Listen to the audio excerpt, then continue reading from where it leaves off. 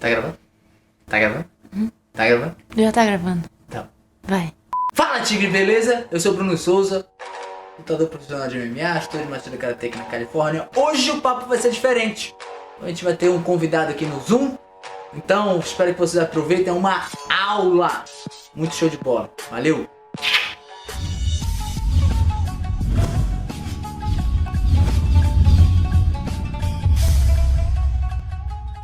E hoje eu tenho a honra, o prazer de ter Chicão. O cara, ele é preparador físico, nutricionista, ele segura a manopla, ele treina o jiu-jitsu dos caras, ele faz tudo. Chicão, ninguém é melhor do que você para se apresentar, por favor. Fala, Tigre! Para mim é um prazer enorme estar aqui fazendo parte aí da gravação para o seu canal. Para mim é um prazer enorme, cara. Então, assim, como você já falou, né? Eu trabalho com tudo isso aí, com nutrição, preparação física, fisiologia do exercício, quase que um cientista, digamos assim, certo? É o cientista da galera. Né? E tem a minha vivência também dentro das lutas, né? Onde já pratiquei de tudo um pouco, com ênfase no jiu-jitsu, né? Uhum. Onde fui campeão mundial já em 2004.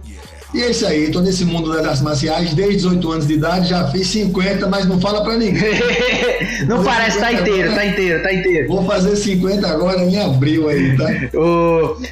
Tu falou de fisiologia do exercício, eu tive uma vontade muito grande de fazer educação física pra me especializar em fisiologia do exercício quando eu era moleque, e aí eu não sei por que se perdeu essa vontade, e hoje eu gosto muito da ideia. Cara, deixa eu te falar uma coisa. Eu também tive essa vontade. E foi essa vontade de conhecer. Eu sempre fui um cara que sempre perguntei muito, sempre tinha dúvidas. Quando eu era atleta, né? Uhum. Você também, como atleta, tem dúvidas e gosta de ter uma resposta para as suas dúvidas de maneira bem convincente. E eu não tinha essas respostas dos meus técnicos, né? Então, na época eu era contador, cara. Então, assim, eu tive a vontade de ir buscar as minhas respostas. Foi isso que me levou ao curso de Educação Física. E a matéria de Fisiologia do Exercício foi a matéria que eu mais estudei, porque ali era onde eu tinha a resposta para a maioria dos meus das minhas dúvidas, né? Uhum. E eu tive o prazer e a honra de estudar com os professores, que eu acho que é um dos maiores do Brasil, que é o professor Figueiredo, né? E eu também percebi que eu não tinha todas as respostas, até porque é impossível você ter todas as respostas, porque a questão da ciência, ela evolui todos os dias. Então, hoje em dia, eu continuo buscando as respostas.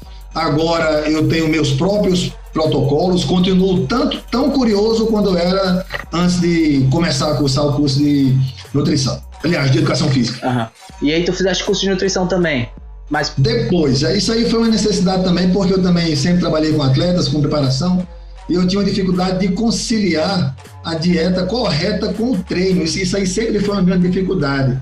E para que eu pudesse ter uma intervenção ética, então eu fui cursar por causa também do esporte.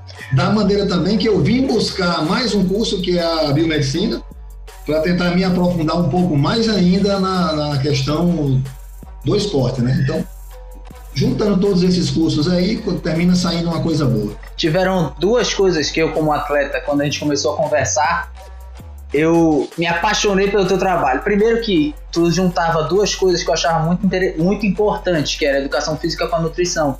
Era a preparação física com a nutrição. Porque eu achava assim, que pra mim eu tenho que ter uma equipe integrada, tem todo mundo tá conversando com todo mundo, porque não tem como, por exemplo, meu técnico de jiu-jitsu não saber do que tá acontecendo no meu strike, por mais que seja dois mundos diferentes, na hora vai tudo acontecer. E quando a gente começou a conversar e você fazia a preparação física e a nutrição junto, eu falei, isso é perfeito, porque o cara sabe o quanto eu tô gastando de caloria e o quanto eu tenho que ingerir, pô, ele já se autoalimenta. E a segunda coisa que eu me apaixonei foi quando porque eu sou muito questionador, eu acho que o Lyo também é muito questionador. Eu conheço amigos que não estão nem aí pro que tá acontecendo, eles só fazem o que mandam. Mas eu gosto de saber mesmo, pô, mas isso e aquilo, não sei o que, vai. E tu sempre me deste muitas respostas exatas e claras e simples, sem muita firula, mas que sempre me convenceu muito. Então foi isso, sabe? Muito no começo, sempre gostei muito. E aí também, muito do teu trabalho. Fala um pouquinho do trabalho que tu faz na Pitbull Brothers pra gente, por favor.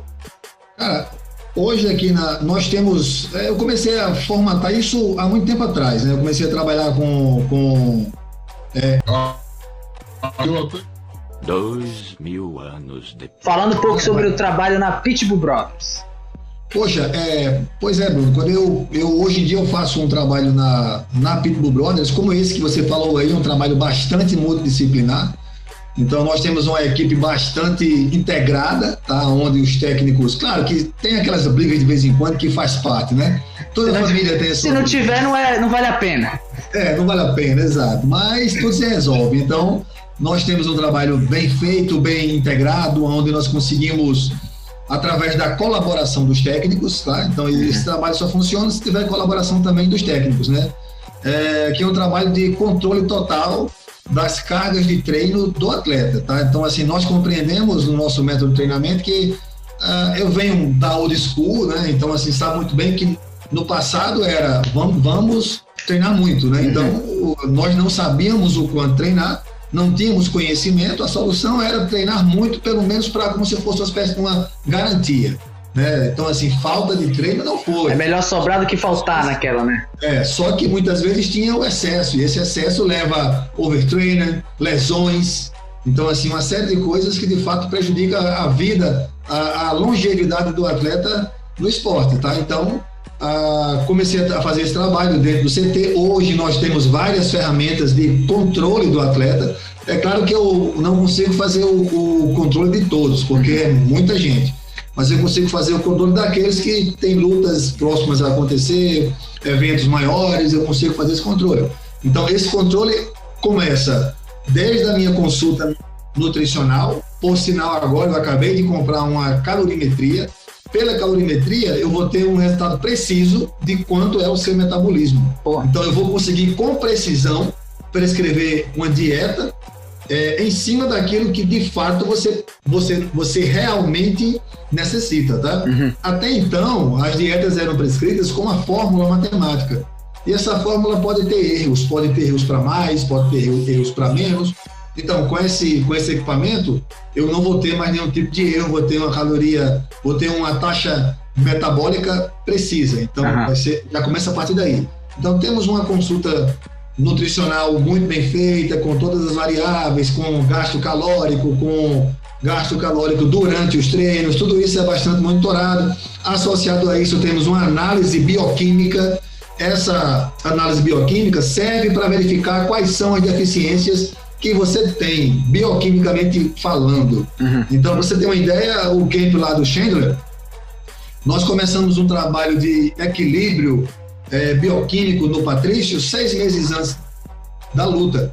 Depois do exame foi verificado que tinha várias taxas de performance que poderiam estar em melhor índice, né? Então, a partir daí começamos o trabalho com suplementos específicos para aquilo que ele de fato estava precisando, tá? Então foi feito esse trabalho e coisa e tal. Aí, a partir daí é feito os testes físicos, tá? Temos testes tanto de cardiorrespiratório. Se você pode observar, aí eu estou começando a fazer uns testes cardios no esporte específico, no karatê, no kickbox, com a máscara de análises de gases, né? Isso também é uma inovação nossa. Até um tempo atrás, as prescrições eram feitas tendo como base teste de um esporte contínuo. Quase sempre o teste era numa esteira ou numa bicicleta. Você não é um ciclista nem é um corredor. Então eu preciso trazer você para dentro da sua especialidade, para criar um teste específico.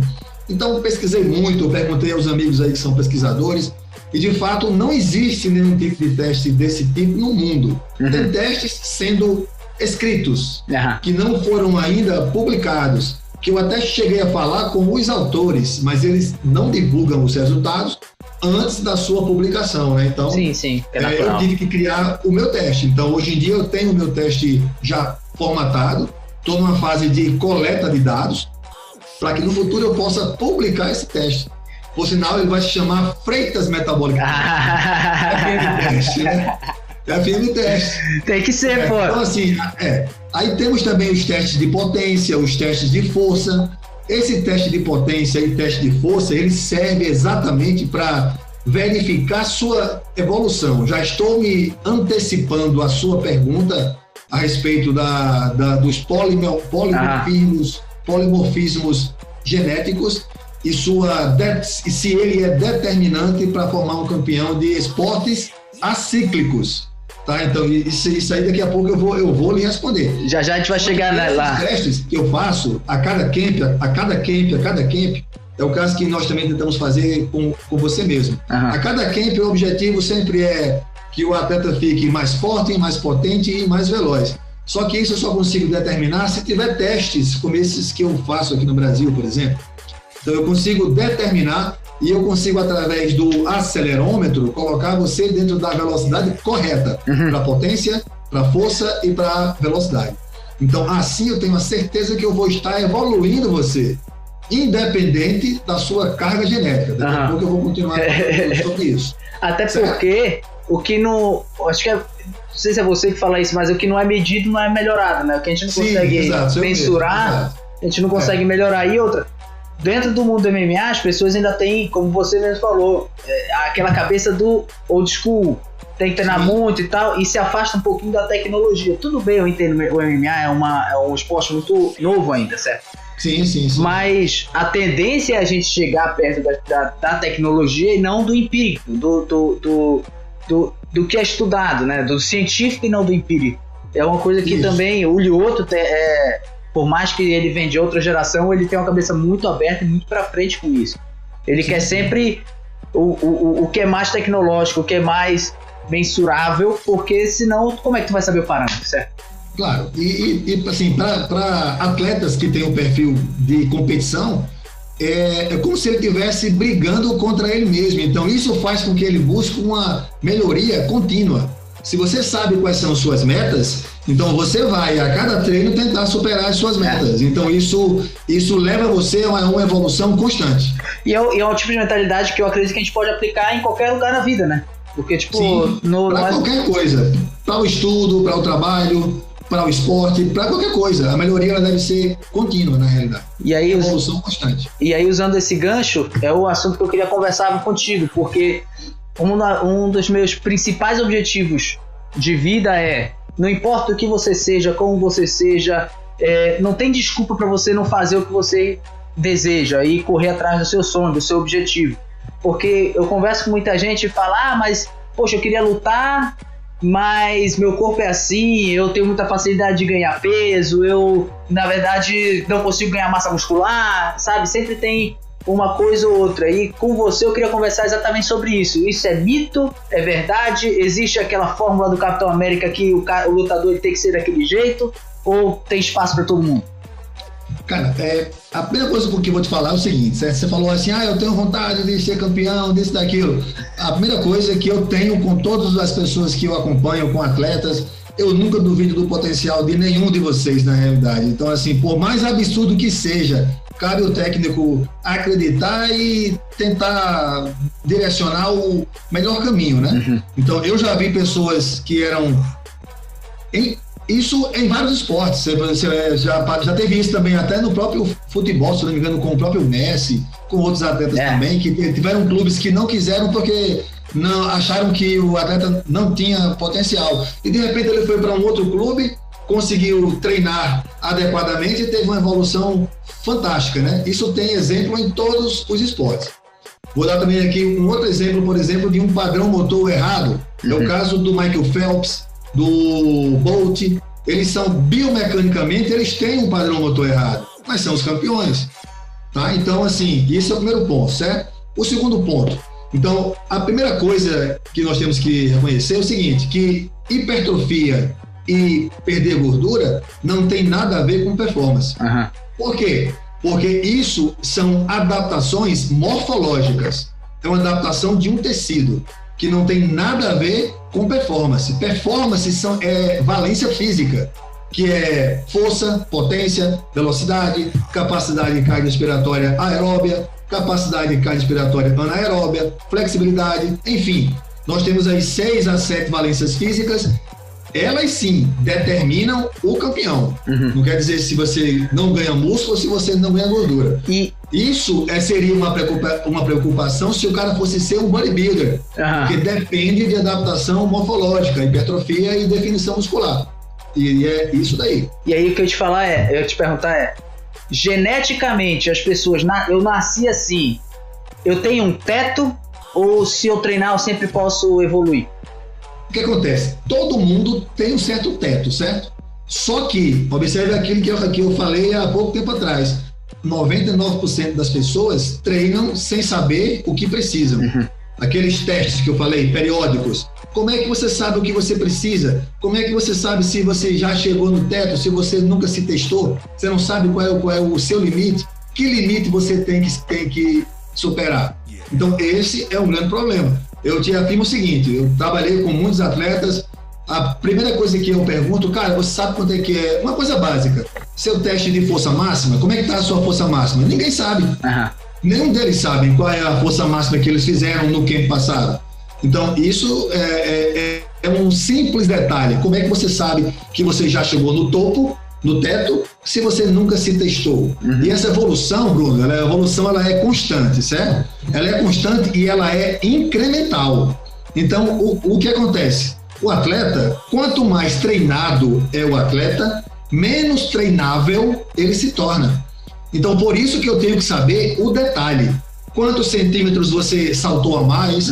Quantas gramas de peso você conseguiu colocar a mais na barra de agachamento? Porque vai chegar um ponto que essa briga vai ser por centímetros, milésimos de segundo, por gramas, mas a evolução tem que continuar sendo buscada. Aí a gente só atinge se tiver esse tipo de controle. E fica você conseguiu entender? Com certeza, fica um parâmetro bem fácil se a gente botar em outros esportes, porque o MMA é um esporte pouco mensurável, eu acredito, né? É muito mais um resultado.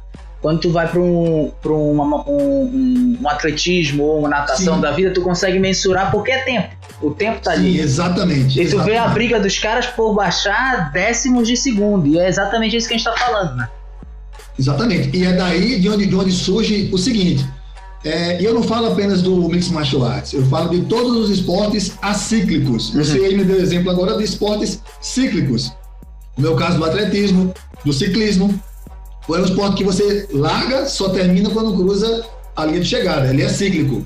Mas os esportes intermitentes, existe uma lacuna. Entendeu? Então, assim, aquilo que eu falei, quando eu fui buscar o conhecimento de fisiologia do exercício, bioquímica, nutrição, tudo isso é porque existem inúmeras lacunas. Então, lacunas essas que não tem estudos, porque é muito complexo você estudar esse tipo de atleta. Então, o que eu faço no meu caso? Eu hoje tenho ferramentas, é o caso do acelerômetro, é o caso do meu ergoespirômetro. Então, eu tenho vários equipamentos que eu consigo fazer os meus testes da forma que eu quero. E eu tenho meus protocolos individuais.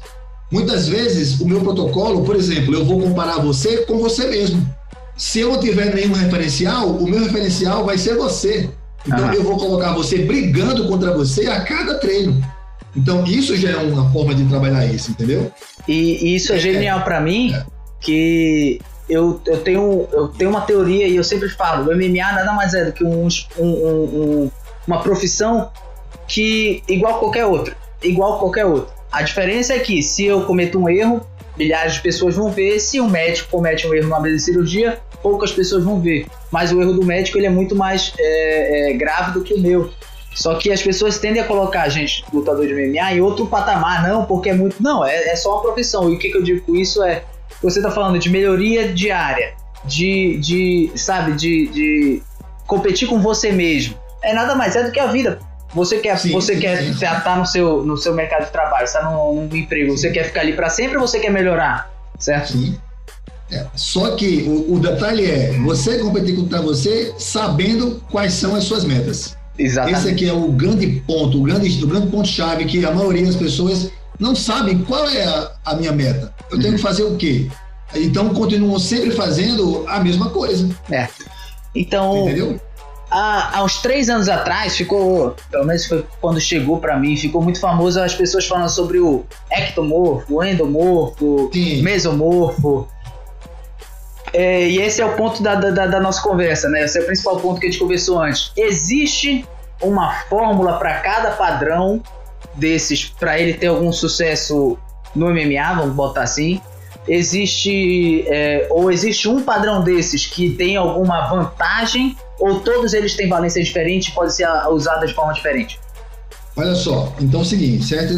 Durante muito tempo sempre se tentou utilizar esse tipo de comparativo para determinar até mesmo a prática de esporte que esses grupos deveriam ter, certo? Uhum. Eu nunca particularmente acreditei, nem nunca separei os treinos dos meus atletas pelo perfil físico, se era ectomorfo, mesomorfo ou endomorfo. Eu nunca separei os atletas por esse perfil. Então eu sempre separei, como eu falei, pelas valências. Uhum. O que é que acontece na realidade? Quando nós nascemos, geneticamente, nós nascemos com um padrão típico de fibras musculares. Uhum. Tá? Então nós temos basicamente 3 tipos de fibras musculares. Isso é determinado logo quando você nasce, certo? Então fibras do tipo 1, do tipo 2A e do tipo 2B. Então, durante muito tempo, tem até países que no passado, no tempo da Guerra Fria, eles faziam os testes nas crianças para verificar qual era o tipo de fibra que aquela criança tinha predominância, e a partir dali, na infância ainda, eles direcionavam para um pool de esportes que, teoricamente, aqueles tipos de fibras teriam mais vantagem, digamos assim, certo? Só que, o que acontece? Vamos falar aqui um pouco sobre cada tipo de fibra dessas, certo? E depois correlacionar isso dentro do Mixed Martial Arts. Tá, como também dos esportes cíclicos, de forma geral. Só que, em especial, o MMA. Mas, por exemplo, certo? Então, nosso corpo, nós nascemos com a composição de fibra X. Fibra do tipo 1, do tipo 2A e do tipo 2B. Então, essas fibras, elas têm características diferentes, tá? Então, assim, por exemplo, eu posso falar para você que as fibras do tipo 1A, por exemplo, são fibras que têm uma alta capilarização, ou seja, tem muitos vasos onde chegam e saem nutrientes, oxigênio, são riquíssimas em mioglobina, por isso que são células vermelhas. Então, nós temos células vermelhas, rosas e brancas. Rosas não, rosadas, né? E brancas. Então, ainda a fibra do tipo 1, ela tem como fonte de energia principal o oxigênio. Tá? Então, são fibras que têm o oxigênio como fonte de energia principal. Ela tem uma velocidade de contração lenta. Então, só desses 4 itens, você já consegue perceber qual seria o tipo de esporte que teria vantagem àquele cara que nasceu com esse tipo de fibra. Por exemplo, maratona, triatlon, são esportes cíclicos, mais lentos, que não dependem de velocidade, mas que dependem de muito oxigênio, de muita capilarização, tá? de muita mioglobina, no caso, encontra nesse tipo de fibra. Então, esse tipo de esporte teria vantagem, teoricamente, nesse tipo de fibra. Um outro ponto também, esse tipo de fibra, ela tem uma alta atividade mitocondrial. Então, tem sua importância em todos os esportes. Daqui a pouco vou tentar correlacionar os tipos de treinos que eu tenho que fazer para melhorar as minhas fibras, para que elas tenham uma resposta melhor ao esporte que você pratica, que é o Mixed Martial Arts, certo? Ok, então, aí agora eu vou pular da fibra do tipo 1 para o oposto dela, tá? A tipo 1 é a tipo vermelha, com muita mioglobina, com contração lenta, com fonte de energia como sendo principal o oxigênio. E vamos passar para a fibra do tipo 2A, que é o oposto da do tipo 1. Ou seja, ela tem baixa capilaridade, então ela assim, chega pouco oxigênio lá, poucos nutrientes. Isso já me mostra que ela tem um baixo tempo de geração de energia.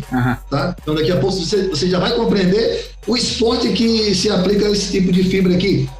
Então, mioglobina tem pouca, por isso que ela é branca, né? O que confere a cor ao tecido, à célula, é a quantidade de mioglobina presente nela. Então, como ela tem pouca mioglobina, ela tem uma cor mais branca, por isso que é fibra do tipo branca. A quantidade de energia que ela consome é a glicose, ou seja, se é glicose, depende de esportes de alta intensidade. Então, já dá para perceber o esporte de alta intensidade que tem curta duração, que quem tem esse tipo de fibra teria um certo privilégio, digamos assim, certo? E ela tem uma velocidade de contração muito rápida. Então, mais uma dica aí do tipo de esporte. E ela tem uma resistência à fadiga muito baixa. Quando você tem a do tipo 1 altamente resistente à fadiga, ou seja, eu consigo correr ali por horas. No meu caso, de uma maratona, de uma ultramaratona, porque aquele tipo de fibra daquele atleta tem contração lenta e é altamente resistente. Ocorre o oposto do tipo 2A, 2B. Certo? Ela tem um tamanho grande, tem uma atividade mitocondrial baixa, certo? E ela tem uma atividade glicogenólica alta, ela depende de glicose, certo? E tem uma alta atividade de ATP, que é adenosina trifosfato, no caso da creatina fosfato. Então, qual é o esporte que teria privilégios nesse tipo de fibra? Seriam os esportes de contração rápida, seria os esportes os tiros de 100 metros rasos, os velocistas em termos gerais, 100, 200 metros, com provas que duram de 10 segundos a 20 segundos ali, até mesmo em termos de 1 minuto. Teria vantagem nesse tipo de fibra. E são pessoas que geralmente são mais curtas, tipo assim, a fibra é mais curta que tu falou, né? Então você geralmente são pessoas... Não quer dizer que a pessoa é mais curta. Observa o biotipo do Bolt, por exemplo, é um cara muito longilíneo. Quem diria que o Bolt seria um velocista? Se você observar os velocistas da década de 90, o Ben Johnson, o Carl Lewis, eram bem mais baixos e bem mais fortes. Aí você observa o perfil do Bolt, e um cara alto, pernas compridas, teoricamente ele tem uma largada fraca. Eu ia falar isso. Do que os demais. Então você observa que treinamento é tudo. É correto. Correto é tudo, certo? É verdade. O que me inspirou a falar sobre esse assunto contigo foi porque eu brinco muito com o Weber, que ele e eu somos completamente opostos em tudo. Fisicamente, até lutando, etc. Mas assim, e nós estamos na mesma categoria, nós temos um bom sucesso, entende?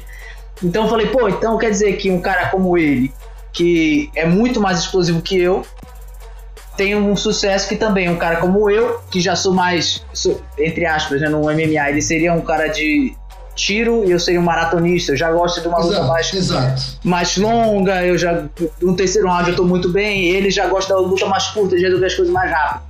Foi por isso que eu me inspirei e falei, vou conversar sobre isso com o Chicão. Tá, e observa também uma outra coisa. Qual é o nosso objetivo agora na sua luta? Muito volume de golpe. Exatamente. Então, o seu adversário, teoricamente, se ele for de contração rápida, ele não vai suportar uma luta de 3, 4, 5 rounds com muito volume de golpe. Você entendeu o que o trabalho de cada um ele pode ser bem diferenciado? É isso aí. É em cima da sua valência genética que você nasceu, como nós não sabemos qual é o seu tipo de fibra, né, mas o objetivo agora você observa a sua luta aí anterior, que você passou um sufoco ali no primeiro round, mas o cara cansou. Segundo round, você jogou um volume absurdo e o cara não suportou. Então, assim, mostrando que as duas, a gente não vamos ainda continuar aqui explicando algumas coisas, mas você já observa que isso não é determinante para os esportes acíclicos. Isso que eu estou falando aqui, por isso que eu estou dando aqui exemplos clássicos de esportes determinantes, são os cíclicos. Exemplo, se você quisesse ser um velocista, talvez você não conseguisse. Mas se quisesse ser um maratonista, sim. Entendeu? Então, assim, mas seu esporte não é cíclico, ele é acíclico. Show. Então, cabe o treinamento ser adequado. Daqui a pouco eu vou continuar falando sobre o treino. Beleza, né? Simbora. Vamos continuar aqui. Então, aí quando quiser parar, também para aí pra gente fazer esse bate-bola aí. Tranquilo. Então, a gente tem aí agora o outro tipo de fibra, né? Que é a fibra do tipo 2A. Que eu deixei ela, eu pulei comecei do tipo 1, pulei para a sua fibra antagonista, né? Que é o oposto do tipo 1, que é a 2B. E agora vem a fibra do tipo 2A. Certo? A fibra do tipo 2A, ela já é aquele ponto médio. Ela nem é uma rápida, nem é uma lenta. Então, ela vai ter uma capilarização média. Ela tem uma boa capacidade de resistência, tá? Tem número de mioglobinas em nível médio, por isso que ela é rosada. Ela tanto utiliza bem o oxigênio, como também a glicose como substrato de energia. Ela trabalha ali no intermédio entre as duas fibras, certo? Ela tem uma velocidade de contração também rápida, tá? Ela tem uma resistência também à fadiga alta, então ela é altamente resistente à fadiga. Não tão como a do tipo 1, mas ela tem uma ótima resistência. Tanto que esse tipo de fibra aqui, a predominância dos esportes cíclicos seria as provas que duram 2, 4, 5 até 6 minutos, que seria a prova de 200, 400 metros, e de 1.500 metros, o meio fundo. Né? Então, velocista, fundista e o meio fundo. Então, os meio fundistas, teoricamente, eles têm uma predominância maior desse tipo de fibra. Fibra que tem uma boa resistência, ela é rosada, consome oxigênio e glicose, tem uma boa atividade também glicolítica e tem uma atividade mitocondrial média. Então, já separei aqui os tipos de esportes e os tipos de fibras. Certo? E qual é a grande novidade, o grande boom da história? É que o treino, por exemplo, o que acontece? Com o treino, eu posso pegar as suas fibras, todo mundo nasce com os três tipos de fibras. Alguns têm uma predominância maior do tipo 1, do tipo 2A ou do tipo 2B, certo? Mas no seu caso, por exemplo, no caso do cara do Mixed Martial Arts, digamos que você tem a predominância do tipo 1, tá? É uma suposição, mas tem uma boa quantidade de fibras do tipo 2, por isso que consegue ter uma boa resistência. Se observar, o tipo 2 seria o tipo ideal para o MMA, né? Porque tem uma boa resistência, boa velocidade, consegue ali fazer, se manter em alta intensidade por até um round de 6 minutos.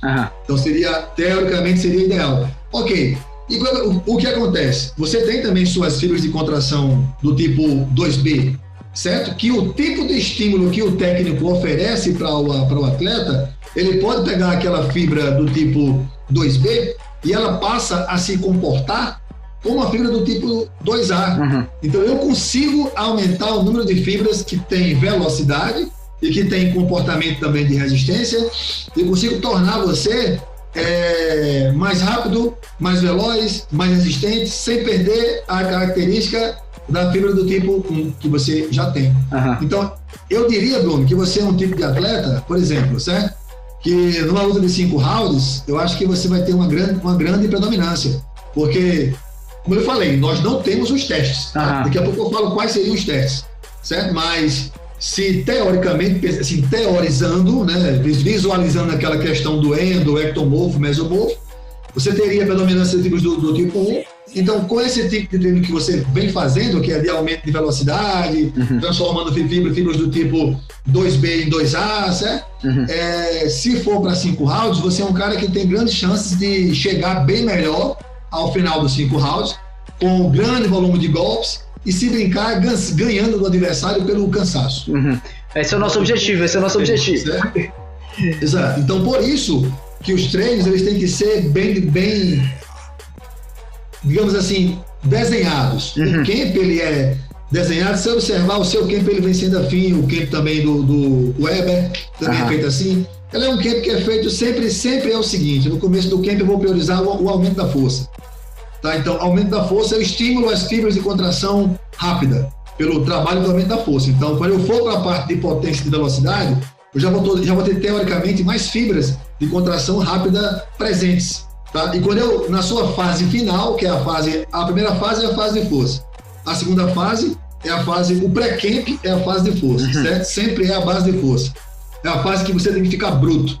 A cada camp que você faz, a ideia é que você fique mais forte a cada luta.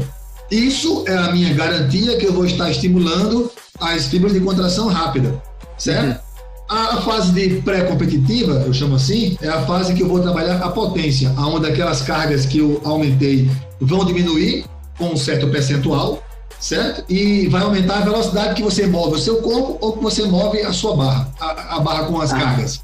Tá? Então, nesse momento, nunca o aumento da carga vai ser feito. Se você fizer aumento de carga e diminuir a velocidade da barra, é péssimo. Não é isso que eu quero. Eu quero que sempre que tiver incremento de carga, consiga manter a velocidade que você já vinha fazendo, tá? Então, quando eu consigo fazer o incremento da carga sem perder a velocidade, eu estou provando para você que fisiologicamente você está mais potente e mais veloz. Eu estou conseguindo acionar mais fibras rápidas. Pode falar, eu ia falar só, e aí a gente vê a importância do que a gente falou lá no começo. Por isso que a gente está tendo esse papo tão bem explicadinho, longo. E explicado, porque é interessante, porque é uma ferramenta, né, que você vai mexendo, na realidade, que é uma engrenagem, que tudo vai se cruzando, né? Ok, aí na fase final, que é a fase de competição, as últimas 4 semanas, é a fase que eu vou me dedicar mais à velocidade, onde vai aparecer o treinamento de pliometria, vai aparecer o treinamento de LPO com cargas bem mais leves, com a velocidade X. Eu vou ter uma métrica X pelo acelerômetro. Então, é aquela fase que eu vou acionar de verdade as fibras de contração mais rápidas que você tem. Então, dessa forma, eu tenho a certeza que eu vou estar o camp inteiro tornando você mais rápido e mais veloz. E tornando aquelas fibras de contração lentas, né, do tipo, aliás, rápidas do tipo 2A, elas vão passar a se comportar como do tipo 2A. As de 2B vão passar a se comportar como 2A. E isso você vai levar para a luta. Então, aí vamos observar a evolução a cada camp mais forte, mais potente, mais veloz, e sempre isso. Você quer um exemplo de fazer você ficar lento de verdade? É só colocar você para correr muito. Se eu colocar você para correr muito, corridas longas, sem velocidade, eu estou estimulando que tipo de fibra? De contração lenta. Então, assim, o pior erro que, digamos assim, nós poderíamos cometer seria se dedicar a correr várias vezes por semana. Não falo uma corridinha ou outra, isso faz parte, mas você observa que até nos seus treinos também, as corridas, uma boa parte delas, são tiros na esteira, são hits, né? Então sempre o foco é esse, certo? Eu lembro que tu tinha pedido até para eu correr menos. Eu gosto muito de correr, porque a corrida para mim é meio que uma meditação. Então eu fico ali. Eu coloquei um dedo você botou. Certo. Então, o que acontece? Sim, e para fechar aqui, temos a parte dos testes. Como é que eu consigo determinar seu tipo de fibra, certo? Nós temos a biópsia, tá? A biópsia é o mais preciso. Mas a biópsia é um pouco dolorida. Eu tenho que tirar um pedaço do seu músculo, levar para o laboratório e analisar. Mas só ela se usa com precisão. Tem um outro teste também chamado dermatoglifia, que ele é feito pela digital. Isso surgiu lá na antiga União Soviética, certo? Os caras faziam. Eu fiz esse teste aqui na Universidade Federal aqui do estado, tá? Há muito tempo atrás, acho que há uns 15, 20 anos atrás, que eles faziam, era feito o teste pela digital, e pela digital, teoricamente, tinha lá uma leitura quase que, digamos assim, mediúnica, onde o cara conseguia determinar, não sei como, o seu tipo de fibra, certo? Por sinal, isso já caiu bastante em desuso, tá? Tiveram vários estudos que ficaram pelo meio do caminho, caiu bastante o desuso disso. E tem um outro tipo de teste, que é exatamente o teste de força, que é aquilo que nós fazemos. Só que a diferença é que o nosso teste tem uma máquina que nos dá com precisão, que é o acelerômetro, tá? Teste de força e de potência. Que através do teste, nós verificamos a tipagem das suas fibras. Claro que também é uma suposição. Mas teste preciso apenas a biópsia. Se tiver outro, eu desconheço. Até pode existir por aí. Talvez um teste de ultrassom ali, entendeu? Pode verificar. Mas, de fato, por sinal, estou até para comprar um ultrassom.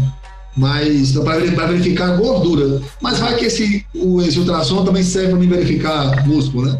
E tem algum resultado mais preciso. E você conhece algum atleta que faz o teste de biópsia, que já fez o teste de biópsia? Rapaz, é o tipo de coisa que você só vê no laboratório. Não conheço nenhum. Pode até existir, mas é o tipo de coisa que você só encontra nas aulas no tempo de graduação. Você não vi, eu não conheço. Eu falei a você, pode ser que exista, mas somente aqueles caras que vão lá para voluntários, para verificar as fibras musculares, para fins de teste, certo? Mas eu, particularmente, não conheço nenhum. O grande problema é que nós temos um monte de ciência que só é aplicado em laboratório.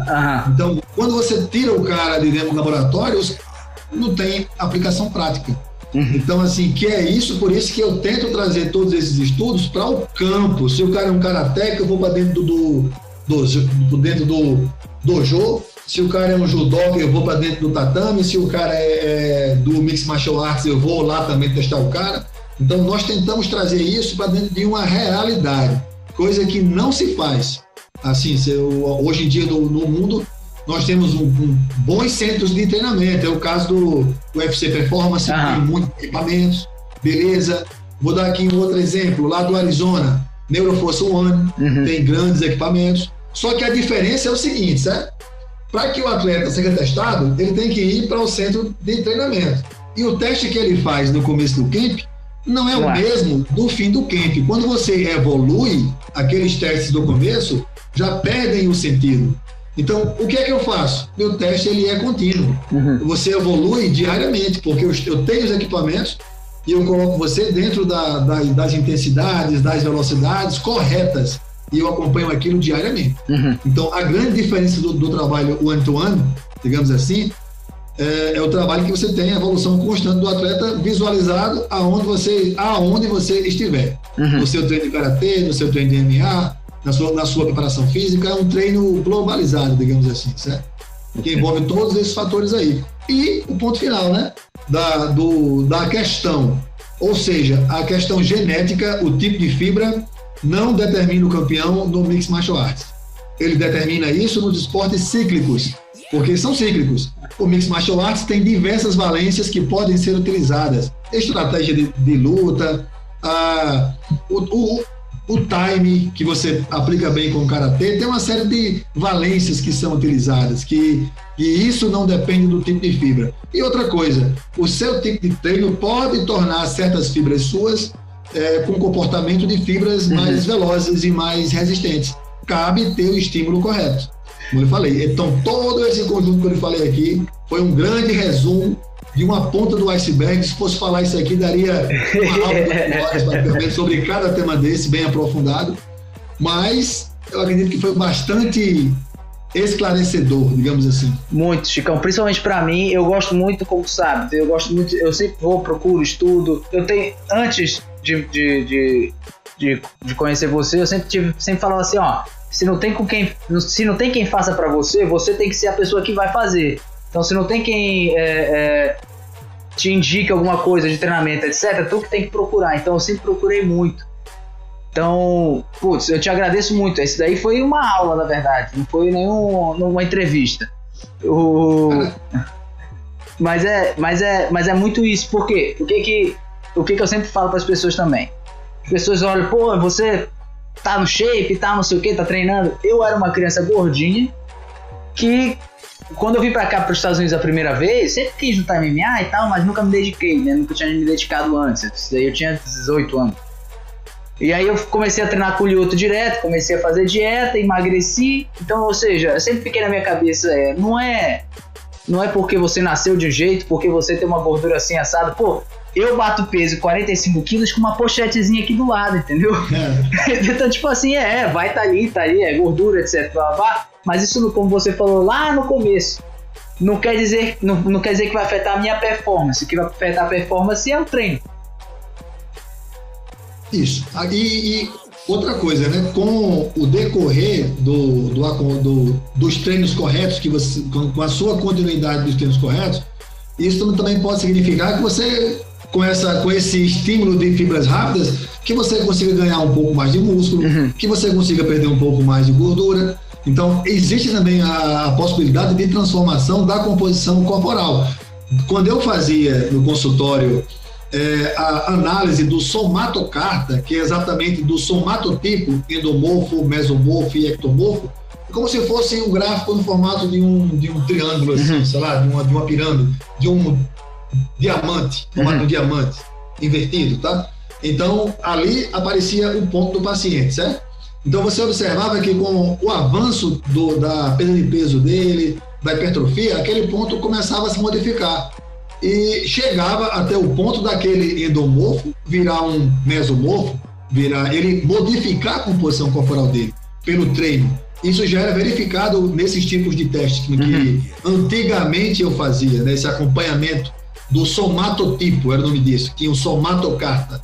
Então a gente já observava que conforme o treino, aquele pontinho ele ia se alterando. Tá? Então o cara deixava de ser um mesomorfo para ser um ectomorfo, deixar dele, ele poderia tanto perder como também evoluir. Voltar, tá? Aquele ponto você observava a mudança dele dentro daquele diamante que eu falei, que é tipo um triângulo, que era um gráfico, né?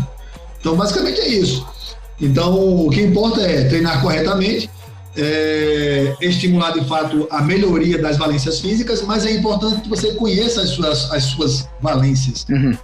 Quanto é que é o seu VO2, a sua força máxima, a sua potência em membros inferiores. Você tem que conhecer quais são todas as suas valências. Eu costumo fazer, porque não dá para escrever aqui, mas uma espécie de um gráfico no formato de uma pizza, onde eu divido essa pizza em 7 pedaços, como sendo as 7 valências físicas que você tem, certo?